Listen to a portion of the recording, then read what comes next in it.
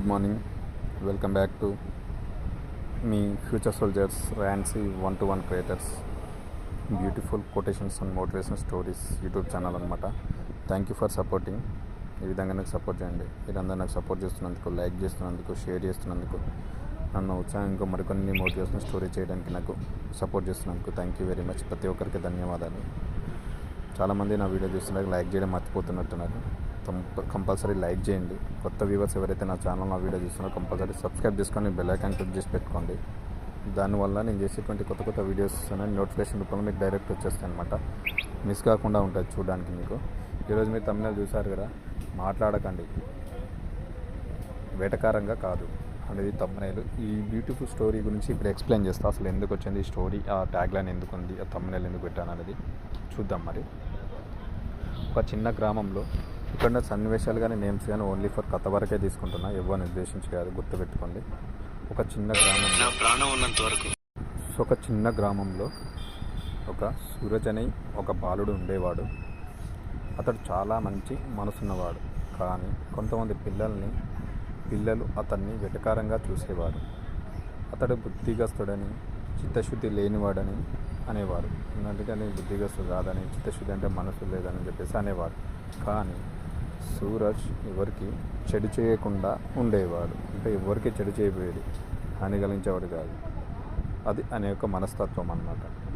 ఒకరోజు గ్రామంలోని పెద్దవారు సమావేశమై గ్రామంలో ఉన్న పిల్లలకి మంచి విలువలు నేర్పాలని నిర్ణయించుకున్నారు. అయితే వారు ఆ గ్రామంలో పెద్దలందరూ కలిపి చేసి ఒక సమావేశం ఏర్పాటు చేసి గ్రామంలో ఉన్న పిల్లలందరికీ మంచి మాటలు నేర్పాలి, మంచి విలువలు నేర్పాలని చెప్పేసి నిర్ణయించుకున్నారు.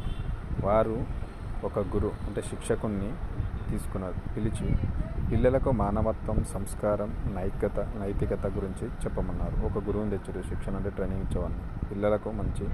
పిల్లలకు మానవత్వం, మనస్తత్వం, సంస్కారం, నైతికత గురించి విలువలు నేర్పాలని చెప్పేసి ఆ గురువుకు చెప్పుకున్నారు. శిక్షణ ట్రైనింగ్ ఇచ్చేవారికి చెప్పారన్నమాట. వీళ్ళు గురువు పిల్లలందరికీ ఒక చోట పోగు చేసి చిన్న పరీక్ష పెట్టిండు. ఆ గురువు ఏం చేసిండు, పిల్లలందరూ పోగు చేసి ఒక చిన్న పరీక్ష పెట్టిండు. ఒకరు చెడు మాటలు చెప్పినా, దూషించినా, వెటకారంగా మాట్లాడినా మీరు ప్రశాంతంగా ఉండగలరా అని ఒక క్వశ్చన్ చేసిందనమాట. మీరు ఎవరన్నా చెడు మాటలు చెప్పినా, దూషించినా, వెటకారంగా మాట్లాడినా మీరు ప్రశాంతంగా ఉండగలరా అని అడిగిండు. అందరూ ఏకమై నో అన్నారు. వారు అలా మాట్లాడితే మాకు కోపం వస్తుంది అని చెప్పారు. గురువుకి చెప్పారు, అట్లా మాట్లాడితే మాకు కోపం వస్తుంది, మేము ఉండలేము కదా గురువు అని చెప్పారు. అప్పుడు గురువు ఒక చిన్న ఉదాహరణ ఇచ్చాడు. ఒక పండును చూడండి అని ఒక తాజా పండును చూపించి, అది అందమైనది, రుచికరమైనది, కానీ దీని గురించి మిమ్మల్ని ఎవరైనా చెడ్డగా మాట్లాడితే దాని రుచి మారిపోతుందా అని అడిగాడు. ఒక పండును చూపెట్టింది, తాజాగా ఉంది. దీని గురించి చెడ్డగా మాట్లాడితే దీని యొక్క రుచి ఏమన్నా పాడైపోతుందా, చెడిపోతుందా అని చెప్పేసి, మారిపోతుందా అని చెప్పేసి అని అడిగింది. అందరూ లేదు అని చెప్పారు. ఎందుకంటే దాని రుచి ఏం పోదు కదా, దాని గురించి చెడ్డగా మాట్లాడుతుంది, అందుకే లేదు అని చెప్పారు.